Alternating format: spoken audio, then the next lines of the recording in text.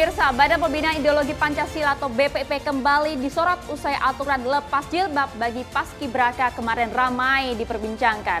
Meski sudah meminta maaf, nampaknya polemik ini tak berhenti sampai di sana. Berbagai dosa-dosa dari BPIP pun kembali dikulik, mulai dari pelarangan cadar, kemudian salam lintas agama, bahkan juga menyebut agama sebagai musuh besar Pancasila pun muncul kembali. Berbagai statement bermunculan termasuk juga mengevaluasi kinerja dari BPIP. Layakkah kemudian Badan Pembinaan Ideologi Pancasila ini dilanggengkan? Kita akan bahas tuntas di Catatan Demokrasi bersama dengan sejumlah narasumber. Tapi tak hanya di sana, kami pun juga akan melibatkan mahasiswa dari Trisakti School of Management Jakarta.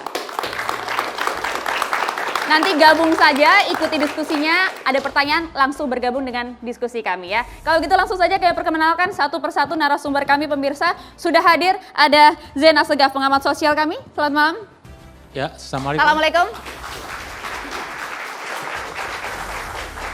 Dan juga ada Mbak Monique Rickers. Ini biasanya kami undang, tapi kali ini stage-nya berbeda. Purna Paskibra DKI. Betul ya Mbak ya? Selamat malam. Selamat malam.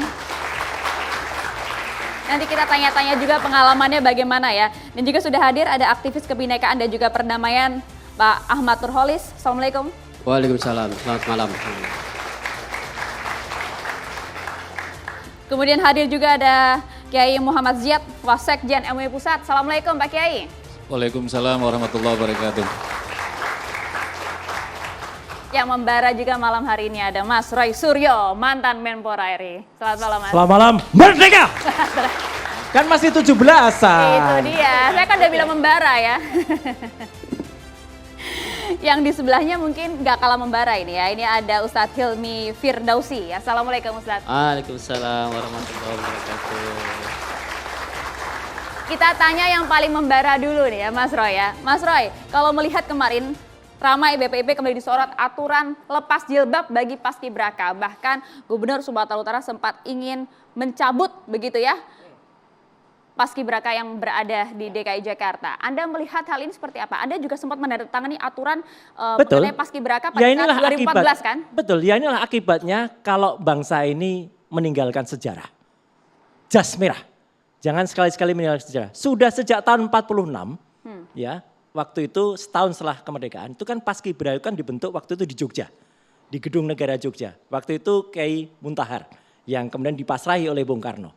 Dan setelah itu memang dibentuk terus setiap tahun, baru tahun 67, yaitu pada saat setelah itu memang kebetulan Kementerian Pemuda Olahraga nggak ada. Ya, karena terakhir itu Pak Maladi, kemudian setelah itu tahun 66, kemudian tahun 67 kebetulan Pak Muntahar ini menjadi Dirjen Kepemudaan di Dikbud waktu itu ya. Nah, beliau yang ditunjuk oleh Pak Harto malah. Jadi sudah beda presiden tapi semangatnya masih sama, ditunjuk oleh Pak Harto untuk kemudian menangani masalah Paskibra. Dan kemudian ketika Pak Abdul Ghafur membentuk atau menjadi Menteri Pemuda waktu itu sampai dengan kemudian terus sampai alhamdulillah saya di tahun 2014 itu mengeluarkan Peraturan Menteri nomor 33 tentang paskibraka itu di bawah Kementerian Pemuda dan Olahraga. Oke, aturan hijab ini diatur tidak? Enggak perlu diatur. Hijab itu kan hubungan antara manusia dengan Sang Pencipta. Kita itu manusia yang ngatur habluminana saja. Jadi sebenarnya ini sudah ada, bahkan pada saat proklamasi kemerdekaan 17 Agustus 45, lihat petugasnya. Ada juga yang pakai kerudung kok gitu loh. Jadi waktu itu ada Bufat, ada SK Trimurti. Itu pun juga menggunakan pakaian nasional yang ada kerudungnya. Ini memang goro-goronya itu terjadi tahun 2022. Ketika muncul Perpres, peraturan presiden yang kemudian memindahkan yang biasanya diatur di Kementerian Pemuda dan Olahraga. Ini saya belain ini menteri yang sekarang ini Mas Dito nih ya. Kamu saya belain ini ya. Dipindahkan tiba-tiba ke BPIP. Mbak, selain masalah sengkarut jilbab ini, apa? Pemborosan luar biasa. Di Kemenpora itu sudah ada di sana deputi yang menangani pemberdayaan pemuda. Jadi unitnya sudah ada. Kita juga Kemenpora itu punya Cibubur sebagai pusat pelatihan. Tadi kita dengar ada Muntahar. Dulu Mbak Monik saya kira juga masih ingat ketika dilatih, kita pun melakukan ziarah Itu bagaimana kita menghormati kepada para penduduk. Kita ziarah ke makam Jeruk Purut, ke tempat Pak Muntahar itu dimakamkan. Jadi ditanamkan jiwa-jiwa semangat patriotisme itu tidak hanya diajarin Pancasila. Diajarin Pancasila iya, tapi lebih kepada semangat sejarah mereka. Patriotisme mereka kita ajarin di Cibubur. Kita lihat dan di sana sudah kita latih bagaimana para pemuda dan pemudi dari 38 kalau sekarang provinsi ya, dulu zaman saya masih 34. Itu kemudian kita latih di sana. Dan tidak pernah ada kisruh macam ini. Dan kalau ada apa-apa, presiden gampang negurnya gitu loh. Kan ini menteri, kalau ada apa-apa kan tinggal diketok sama presiden. Lah kalau BPIP, presidennya apa berani ngetok? Enggak. Kan kemarin berstatement juga. Lah iya, tapi kan ya menurut saya kan jadi heboh, jadi gaduh. Dan hebatnya Pak Muntahar itu apa? Sejarah beliau yang sudah, itu orang egaliter juga loh. Pak Muntahar itu karirnya terakhir menjadi duta besar.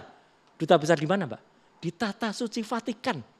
Kan luar biasa kan, artinya sejarah dari beliau ini. Artinya orang yang sangat nasionalis, tapi juga agamis, tapi juga egaliter juga. Menurut Anda BPIP tidak paham sejarah ini? Kalau lihat track recordnya mulai dari dibentuk tahun 2021, dengan segala hormat saya harus bilang BPIP ini memang banyak sekali melakukan blunder. Mulai dari dia tentang salam Pancasila, kemudian dimuat di majalah Tempo waktu itu panjang ya, itu salah besar, blunder besar. Apalagi sekarang. Jadi kalau menurut saya Mbak, saya kira Menteri Dito harus tarik kembali ini aturan ini, kembali ke Kemenpora. Kenapa? Bangsa ini juga tidak bisa merdeka kalau nggak ada Menpora loh. Salah satu dari 3 pemuda yang dulu menculik Bung Karno, itu ada namanya Wikana, Khairul Saleh, sama satu lagi Soekarni. Ya. Wikana itu adalah Menteri Pemuda pertama Indonesia. Jadi kalau tidak ada pemuda, Indonesia tidak merdeka. Kembalikan Paskibraka ke Kemenpora. Meskipun sudah dicabut, meskipun aturannya sudah dicabut, sudah minta maaf juga Mas Roy. Ya, tetap pemborosan selalu akan terjadi. Ngapain BPIB sudah concern aja belajar lagi soal Pancasila, nggak usah ngurusin Paskibraka deh. Paskibraka biar diurusin oleh Kementerian Pemuda Olahraga. Yang tepat ngurus di sana sudah ada pelatihannya, sudah ada tempatnya, sudah ada mesnya, sudah ada gedung pemuda, sudah ada balai pemudi. Jadi nggak perlu ngadain nanti jadi proyek lagi nanti di BPIP, bikin asrama lagi, nanti bikin pelatihan lagi. Tapi ini tempatnya Mas, pembinaan ideologi Pancasila, kurang apa coba? Ya udah bikin literatur aja deh, bikin literasi aja untuk didik pemuda-pemuda dan pemudi ini. Kembalikan Kemenpora juga punya punya deputinya kok. Jadi aturan hijab ini harusnya tidak perlu dirubah-rubah ya, tidak perlu. Andai kata tidak ditarik ke BPIP, insya Allah ini nggak akan terjadi. Itu karena itu akan tetap di Kemenpora, dan di Kemenpora itu kita menghormati semuanya, menghormati kebinekaan Tunggal Ika kita. Itu tidak akan terjadi, Pak, insya Allah. Oke.